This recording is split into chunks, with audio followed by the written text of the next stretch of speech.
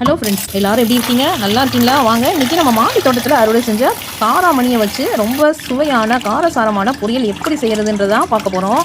மார்க்கெட்டில் வாங்குகிற காய்கறிகளுக்கு பதிலாக நம்ம மாடியிலேயே ஆர்கானிக் முறையில் வளர்த்த காய்கறியை வச்சு சமைச்சா அது ஒரு தனி சுவையும் ஆரோக்கியமும் இருக்கும். இந்த பொரியல் ரொம்ப சுலபமாக 5 நிமிஷத்தில் செஞ்சிடலாம். ஆனால் சாப்பிட்டிங்கன்னா உங்கள் வீட்டில் எல்லாரும் மீண்டும் மீண்டும் கேட்டு சாப்பிடுவாங்க. அவ்வளோ டேஸ்ட்டாக இருக்கும். அதனால் இந்த வீடியோவை முழுசாக பாருங்கள். நம்ம மாடி தோட்டத்தில் விளைஞ்ச காராமணியோட சூப்பரான பொரியல் ரெசிபியை பார்க்கலாம்.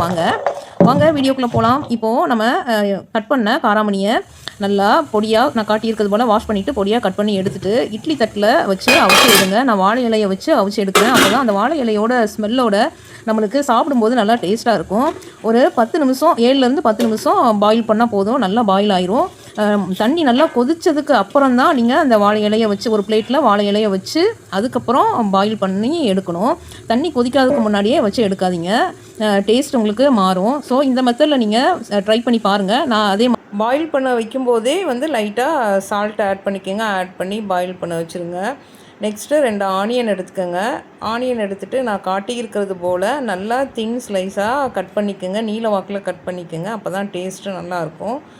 கட் பண்ணி எடுத்துகிட்டு இப்போது நம்ம பாயில் பண்ணி எடுத்து வச்சதை தனியாக ஒரு இதில் எடுத்துருவோம். ஒரு கடாயில் எண்ணெய் ஊற்றிட்டு நான் தேங்காய் எண்ணெய் ஆட் பண்ணியிருக்கேன். உங்களுக்கு எண்ணெய் இருக்கோ அந்த எண்ணெய் கூட ஆட் பண்ணிக்கலாம். தேங்காய் எண்ணெய் இல்லாட்டியும் ரீஃபைண்ட் ஆயில் கூட ஆட் பண்ணிக்கலாம். அது தேங்காய் எண்ணெய் ஊற்றிட்டு காஞ்சதுக்கப்புறம் கடுகு கருவேப்பிலை போட்டு நல்லா பொரிஞ்சு வந்ததுக்கப்புறம் நம்ம 2 வெங்காயம் கட் பண்ணி வச்சுருக்கோம்ல, அந்த வெங்காயமும் அதில் ஆட் பண்ணுங்கள். ஆட் பண்ணிவிட்டு சோம்பு கொஞ்சமாக ஆட் பண்ணிக்கோங்க. ஆட் பண்ணிவிட்டு நல்லா வதக்குங்க. நல்லா வதங்கட்டும். சிம்மில் வச்சு வதக்குங்க. ஹை ஃப்ளேமில் வச்சு வதக்குனிங்கன்னா கருகிடும். ஸோ சிம்மில் வச்சு வதக்கிட்டு நெக்ஸ்ட்டு நம்ம தோட்டத்திலேருந்தே பறித்த காஞ்ச மிளகா பச்சை மிளகாவை செடியிலேயே நல்லா பழுக்க விட்டு அதை எடுத்து வச்சது அதை ஆட் பண்ணியிருக்கேன். 2 காஞ்ச மிளகா ஆட் பண்ணியிருக்கேன். உங்கள் காரத்துக்கு ஏற்ற மாதிரி நீங்கள் ஆட் பண்ணிக்கோங்க.